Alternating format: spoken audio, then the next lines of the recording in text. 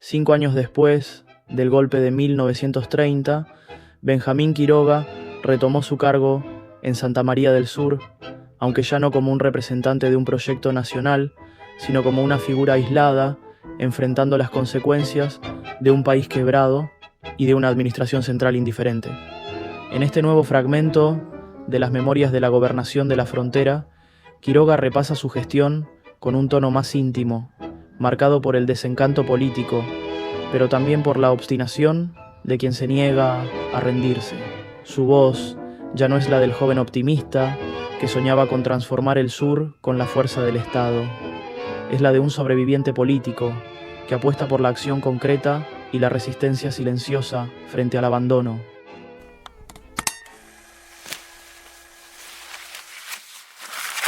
Santa María del Sur, 1935. Se cumplen ya 7 años desde que pisé por primera vez esta tierra con la esperanza de que la Patagonia dejara de ser un olvido en los mapas y se convirtiera en el motor de un país moderno. En los primeros 2 años de mi gestión, antes de septiembre de 1930, logramos lo que tantos creyeron imposible. La infraestructura prometida por el Estado Nacional comenzó a tomar forma. Caminos pavimentados, escuelas abiertas, la primera sede de nuestra universidad y hasta 300 toneladas de ladrillos en un edificio majestuoso que alberga la radio que conecta nuestras voces con el resto del territorio. Y lo que es más importante, nuestra propia cantera de grava, porque traerla desde la capital se había vuelto insostenible.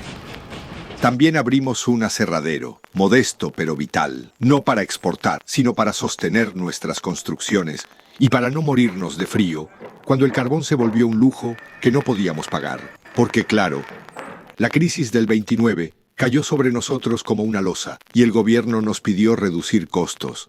Aún así, más de 400 nuevas familias decidieron apostar su vida a Santa María del Sur. Y habría sido solo el comienzo, porque sabíamos lo que teníamos aquí. La universidad nos lo reveló en sus estudios iniciales. En estas tierras había carbón y había petróleo. No un rumor, no una sospecha, pruebas concretas. Se lo comenté a Irigoyen. 2 meses después, presentó su plan en el Senado: nacionalizar el petróleo de todo el país y asegurar que solo YPF pudiera explotarlo. Pero por supuesto no lo dejaron. Lo tumbaron con un golpe infame. Un golpe infame. Porque no podían permitir que la Argentina tomara las riendas de su propio destino. Al día siguiente, me apartaron del cargo. Yo, demasiado radical para los fascistas de Uriburu. Mientras tanto, aquí en Santa María del Sur, el interventor que impuso Uriburu no hizo nada por el pueblo. Nada que no fuera a favorecer a los suyos. Los recursos estatales que estaban destinados al desarrollo fueron desviados a la construcción de palacetes y residencias para unas pocas familias aristocráticas que jamás habían pisado estas tierras. Y sin embargo, la ciudad siguió su rumbo, las escuelas siguieron funcionando, y la infraestructura que dejamos establecida permitió que la comunidad avanzara a pesar del abandono del nuevo gobierno. Yo me quedé sin saber qué hacer, si rendirme y aceptar el nuevo orden, o resistir y acabar exiliado o muerto. Entonces llegó Justo, el fraude vestido de Conciliación Nacional. Me llamó de vuelta a mi cargo, un gesto que no engañaba a nadie.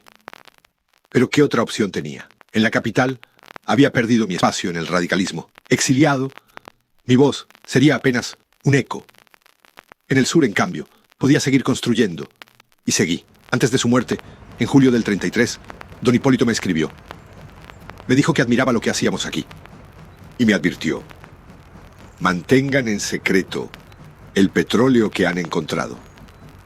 No vaya a ser que los yanquis vengan a llevárselo con la bendición de Justo.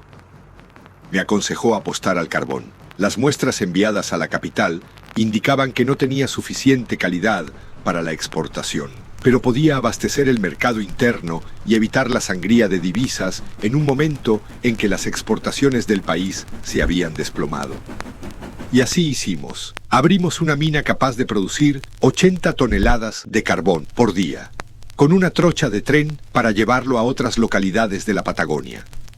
El día que la inauguramos fue el primero en que las cuentas de la región no dieron pérdida. También abrimos una fábrica de ladrillos, aprovechando el carbón para producir localmente lo que antes dependía de la capital.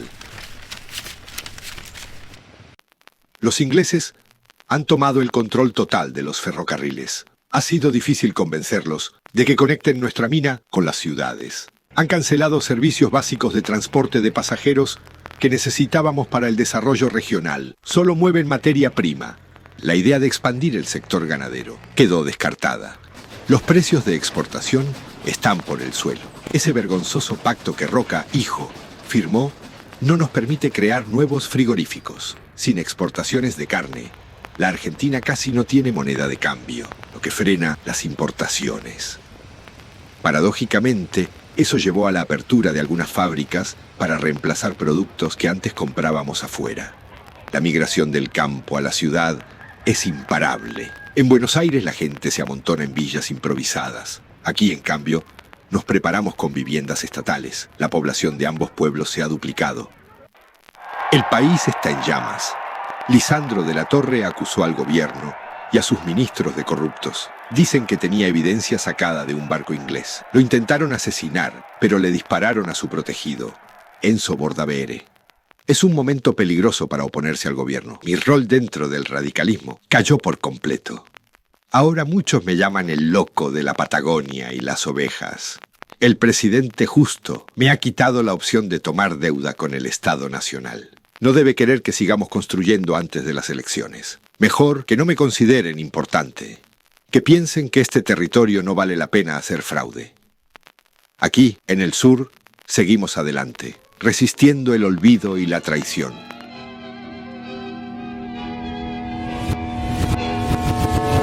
Aislado del radicalismo, sin apoyo real de Buenos Aires y enfrentando las trabas de un sistema que favorecía a los intereses extranjeros, Quiroga eligió seguir gobernando, no como gesto de obediencia, sino como acto de desafío, desde una pequeña ciudad en el confín del país, sin títulos ni promesas. Su gobierno sentó las bases de una economía local autosuficiente.